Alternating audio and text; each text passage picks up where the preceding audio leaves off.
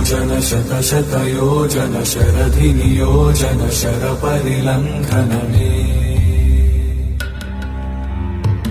हरिभाजन हरिभाजन हरिमद भाजन दशमुख कंपन बड़वाकृत बड़बाणलकृत बहुभस्मार्चन जय केतन जय जय केतन जय हय प्रापुन जय मिडदापुगने रघुनंदन रघुनंदन रघुवर सेवन रघुपति चायन शतयोजन शत शतयोजन शरधि नियोजन शर परिलंघन